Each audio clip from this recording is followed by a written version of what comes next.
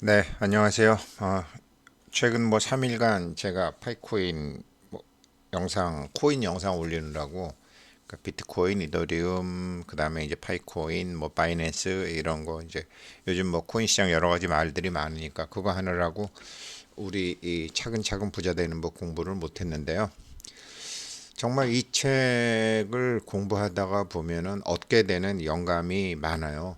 영화 굉장히 그래서 그리고 저도 이거를 뭐 40대 때 번역을 하고 그랬지만 이제 나이가 들어갔고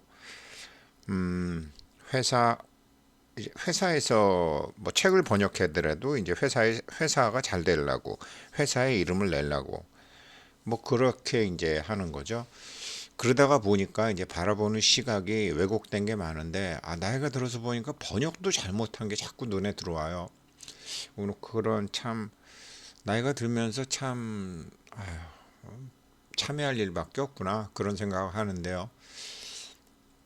A 플러스 주식이나 A 플러스 코인을 고를 줄 아는 안목을 익혀야 된다. 왜 그러냐면 우린 기회비용이라는 게 있잖아요. 그러니까 같은 돈으로 최고의 수익을 내야 되잖아요. 그런데 이 자기 스타일 고집은 이제 허망한 멸도의 고통을 수반한다. 뭐 고집멸도라는 게 원래 그런 뜻은 아닌데 이제 고집이라는 말하고 멸도라는 말을 한국 사람들이 쓰는 말로 해봤어요. 어차피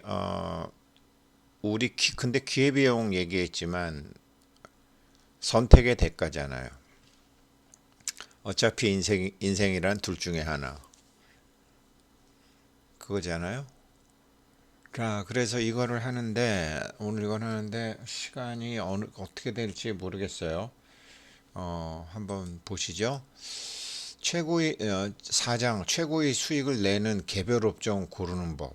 제가 이걸 보고 아니 내가 왜 이거를 번역을 이렇게 했지? 그 원문을 찾아보니까요. Reading the buying, refining the buying process예요. 그러니까 매수하는 좀 세련된 매수를 하는 법, 좀 더 나은 매수를 하는 법 이렇게 돼 있어요. 근데 굳이 고친다 그러면 동일 업종이나 섹터 중에서도 동일 업종, 동일 섹터, 동일 테마 중에서도 최고의 수익을 내는 종목을 고르는 법 이래야 되는데 지난번에 업종 공부했잖아요. 그런데 개별 업종 왜 이렇게 했지? 이런 게 왜 눈에 안 들어왔지? 생각이 어디가 있었나? 참 책 독자분들한테 미안하네. 그래요. 원래 제목은 Refining the Buying Process예요. 그러니까 제, 사, 타이밍도 좋고 종목 선정도 좋은데 제대로 사라 이거거든요. 참. 근데 아마 이때 당시에 이랬던 이유 중에 하나는 이 챕터 4에 이제 지금은 한국에서 뭐 지정가 매수 뭐 여러 가지 뭐 매수가 있는데 미국에는 있는데 한국에 없는 그 매수 방법이 있거든요. 그것 때문에 어떡하지 하다가 이런 닭플레이를 한 것 같아요. 근데 동일 업종이나 섹터 중에서도 최고의 수익을 내는 종목을 고르는 법이 우리는 이거를 테마로 공부를 하자고요. 원문에서는 있었던 거, 그럼 번역하면서 제가 뺐던 거, 한국에는 없기 때문에 지금도 없는 방법이 있어요. 그래서 뺐기 때문에 그렇습니다. 그래서 출판사 사장님한테도 좀 미안하고, 네, 한번 보죠. 그래서 여기서는 이제 최고의 수익을 내는 게 아니고 이렇게 하면 되죠. 동일 업종이나 섹터 중에서도 최고의 수익을 내는 종목을 고르는 법. 저항이 적어야 한다. 거래량이 많아야 한다. RS가 이거 여러분들이 아는 RS가 아닙니다. 우리 아직 RS 이제 내일이나 내일 모레쯤 나와요. RS가 받쳐주어야 한다. 사기 전에 점검해야 될 사항이 있다. 큰 수익을 보장하는 헤드앤숄더 패턴, 헤드앤숄더도 패턴이 두 가지가 있다. 1단계 기초 지역이 넓어야 된다. 사지 말아야 할 주식이나 코인 체크리스트. 여러 종목으로 나누어서 투자한다. 여기다 이제 제 해설로 RS는 상대 강도가 아니라 상보 강도다. 이걸 상대 강도로 알고 있으면 기존에 자기가 알고 있는 상대 강도로 고집을 피우다가 멸도로 갈까봐 이제 그렇게 된 건데요. 자, 오늘 뭐 아무튼 본문 들어가 보면 일단 저항이 적어야 된다. 저항이 적어야 된다. 동일 업종 중에서도 최고의 수익을 내려면 저항이 적어야 된다는데요. 이렇게 보시면 쉬울 것 같습니다. 제가 S&P 500 맵 요즘 이제 뭐 많이 말씀드렸는데 여기 한번 봐보세요. 파이코인 같은 거도 파이코인 뭐 말씀드렸으니까 조금 더 말씀드리면 제가 이거를 이제 미국에서 업종 분석한 거를 보고 S&P 500에서 테크놀로지 쪽에 이제 애플도 있고 마이크로소프트도 있어요. 그렇죠? 테크놀로지 쪽에 이렇게 있어요. 자세히 보게 되면 이제 컨슈머 일렉트로닉이고 여기는 소프트웨어 인프라스트럭처. 그런데 아마존은 컨슈머 사이클릭, 그 다음에 테슬라는 오토 매니팩처러 이렇게 나와 있어요. 근데 컨슈머 사이클릭이에요. 일종의 이쪽은 소비재라는 소리예요. 아마존, 테슬라는 그냥 이렇게 경기에 따라서 사고 또 몇 년마다 바꾸고 이런 개념에 들어와 있어요. 업종이. 근데 애플하고 마이크로소프트는 테크놀로지 쪽으로 들어와 있어요. 이게 어떤 차이가 있냐면요. 왜 똑같은 핸드폰도 그러니까 이쪽은 자본재 개념이에요. 이쪽은 소비재 개념이에요. 업종 분석을 얘네들이 테크놀로지, 컨슈머 사이클릭. 핸드폰을 갖고 있어도 근데 파이코인이 왜 위대하다고 제가 생각하냐면 파이코인 이전의 모든 코인은 핸드폰이 소비재였어요. 그냥 소비하는데 쓰는 거였어요. 근데 파이코인이 핸드폰 채굴을 하면서 핸드폰이 자본재로 바뀌는 거예요. 자본재는 뭐죠? 그것을 이용해서 비즈니스를 할 수 있고 그것을 이용해서 돈을 벌을 수 있다라는 거 아니에요. 이게 띵따오 청의 그 인터뷰에 다 나와요. 사람들이 기본적으로 어느 정도 수익을 만들 수 있는 사회. 그래서 그 생태계에서 통용되는 화폐. 아니 어떻게 파이코인이 부자가 안 돼요? 그런 생각을 하고 있는데 다른 사람들 핸드폰 채굴 안 하는 다른 사람들 핸드폰은요 소비재예요. 근데 파이코인은 이거는 자본재예요. 애플이 왜 여기 들어와 있냐고요? 애플에 앱을 깔고 앱이 있잖아요. 처음에 앱을 깔아갖고 핸드폰으로 돈 버는 세상을 여는 게 애플이잖아요. 여전히 애플 핸드폰은 자본재로 들어가요. 테슬라, 아마존은 소비재로 들어가요. 이 업종 분석이 이렇게 개념과 본질을 잡는다는 게 이렇게 중요한 겁니다. 그래서 이제 우리가 업종 이걸 했는데 나중에 이 자본재와 소비재 파이코인에 있어서 이 파이 유틸리티 들어가서 보게 되면요. 파이코인은 이게 자본재예요, 자본재. 소비재가 아니에요, 핸드폰이. 그 핸드폰을 통해서 어마무시한 일을 할 수 있게끔 해놨어요. 걔는 복 받을 거예요. 잘 될 거예요. 오늘 원래 그거로 들어갈게요. 예, 저항이 적어야 된다. 그래서 업종을 했죠. 참 맞아 해야지 죄송합니다 제가. 그래서 이제 이 중에서도 그럼 테크놀로지 업종 중에서도 뭐 오라클도 있고 뭐가 있는데 이 중에서도 동일 업종 중에서도 최고의 수익을 내는 거를 찾는 거죠. 컨슈머 사이클릭 중에서도 최고의 수익을 찾는 거. 파이낸셜 중에서도 A 플러스 종목을 찾는 거.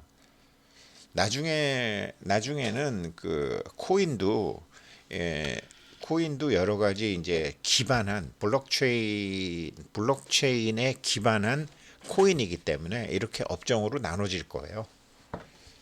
아유, 제가 젊었으면 그런 거 하겠는데. 그렇게 해서 이제 아무튼 업종 중에서도 섹터 중에서도 최고의 수익률을 고르는 법이죠. 네, 기업이 시간인데 자기 시간이란 시간과 노동에 대한 대가인데 최고의 코인을 골라야죠. 예. 그래서 보시게 되면은 저항이 적어야 된다. 첫 번째. 이게 이제 어떤 내용인지 한번 공부해 볼까요? 벌써 10분이나 흘러갔네. 3장에서 우리는 시장의 흐름을 읽고 베스트 업종을 찾아내는 법을 배웠다. 이제는 선택의 폭을 좁혀서 유망 업종 중 확실한 개별 주식이나 코인 종목을 유망 업종 중에서 확실한 개별 주식이나 코인 종목을 가려낼 줄 아는 안목을 갖출 때가 되었다. 그런데 어떤 주식이나 코인이 A 플러스 성적을 낼지 어떻게 예측할 수 있을까? 물론 방법이 있다. 미래를 완벽하게 예측할 수는 없지만 성공 가능성을 높이는 간단한 법칙은 배울 수 있다. 이미 우리는 저항의 개념을 설명했지만 저항은 투자에 의해서 매우 중요한 구실을 하므로 다시 한번 살펴보자. 차트 4-1을 보면 여기가 차트 4-1이에요. XYZ 주식은 주가가 떨어지면서 18불과 20불 사이에 트레이딩 범위를 형성하고 있다. 그렇죠? 오르락내리락 트레이딩 범위를 형성하고 있다. 임시 지지대는 18불 근처가 된다. 주가는 20불 이상으로 상승하지 못하고 있으므로 20불은 트레이딩 범위 안에 저항선이 된다. 이 중립지역에서 몇 주간 항상 우리 주봉 차트 보니까요. 몇 주 동안 등락이 계속된 후 XYZ 주식은 18불 아래로 떨어졌다. 그렇죠? 18불 아래로 떨어졌어. 물론 이것은 지금 테슬라도 이렇고 뭐 많은 비트코인도 이렇고 지금 많은 게 이렇게 돼 있어요. 물론 부정적인 징조로 하락이 계속되리라는 것을 알려준다. 이렇게 약세가 이어진 후 XYZ 주식은 최저 13불대에서 안정이 되었다. 쭉 이렇게 안정이 되었다. 잘 보셔야 돼요. 저 비트코인도 이렇고 지금 테슬라도 이렇고 뭐 다 이래요. 그래서 제가 이제 기초 지역을 13불에서 안정이 되었다. 그리고 다시 새로운 트레이딩 범위를 형성하며 그러니까 바닥 다지기죠. 한국말로 하게 되면 트레이딩 범위를 형성하며 기초 지역을 확실하게 구축했다. 새로운 지지선은 13불이고 저항선은 15불이다. 여기서 이제 이렇게 치고받고 하는 이렇게 물량 소화되는 기간이 다 있어야 되는 거죠. 이게 아주 중요한 개념이죠. 그러다가 마침내 저항선 15달러를 극복했는데 이때 눈여겨 보아야 할 것은 주가가 30주 MA 이동평균선 위로 올라왔다라는 것이다. 이거를 기술적으로 지금 뭐 설명드릴 수밖에 없지만 이게 굉장히 투자 심리서예요. 투자 심리서. 예. 이제는 당신도 이 주식이나 코인이 매수 종목임을 알 것이다. 그러면 이 주식이나 코인을 매수해야 될까? 꼭 그렇지 않다. 왜 꼭 그렇지 않은지 생각해 보세요. 돌파했다고 무조건 사는 거 아니라는 거 우리 배웠잖아요. 그죠? 풀백도 있고 뭐 아무튼 여러 가지 이유가 있잖아요. 거래량도 봐야 되고 상보 강도도 봐야 돼. 돌파했어? 꼭 그렇지만 않다. 물론 이 주식이나 코인은 상승할 것이고 따라서 돈을 벌 수 있기 때문에 매수할 만하지만 그것만으로는 충분하지 않다. 한 번 더 생각해 보자. 이미 말했듯이 돈을 벌 수 있으므로 XYZ 주식을 매수해도 뭐 괜찮다. 그러나 이왕이면 큰 돈을 벌어야 하지 않겠는가. 경제학에 기회비용이라는 개념이 있다. 우리는 25,000달러든 2,500만 달러든 우리 개인들은 한정된 자원을 갖고 있으므로 이를 최대한 활용해야 한다는 얘기다. 만약 XYZ 주식을 매수하여 주가가 20% 이상 상승했는데 다른 ABC 주식은 200% 상승했다면 우리는 이익을 놓친 것과 마찬가지다. 그러므로 우리는 B급, C급 주식은 남겨두고 A 플러스 주식이나 코인을 찾아서 거래하는 법을 배워야 한다. 다시 차트 4-1로 들어가 보자. 이 주식은 4-1로 예, 다시 4-1로 돌아가 보자. 이 주식은 A 플러스는커녕 B 마이너스밖에 안 된다. B 플러스도 아니고 B 마이너스밖에 안 되는지 알려주겠다. XYZ 주식이 저항선 15달러 위로 돌파하며 호조를 보일 때 다음 저항선이 어디에서 되는지를 살펴보아야 한다. 15달러 한 거는 좋은데 다음 저항선이 어디에서, 여기 15달러 돌파한 건 좋은데 다음 저항선이 어디 가서 부딪히나를 해야 된다. 다음 저항선은 이전에 지지되었던 다음 저항선은 여기 18대다. 여기까지다. 한 번 무너진 지지대는 나중에 주가가 오를 때는 저항선이 된다는 사실을 잊지 마라. XYZ 주식이 이 저항선을 치고 올라왔다고 해도 20불까지 오르기는 버겁다. 여기서 바닥에서 샀다가 물린 사람들이 있기 때문이죠. 20불까지 가기는 버겁다. 18불에서, 그래서 아마 18불과 20불 사이가 아마도 다음 저항지역이 될 것이다. 이쪽에요. 저항지역이 될 것이다.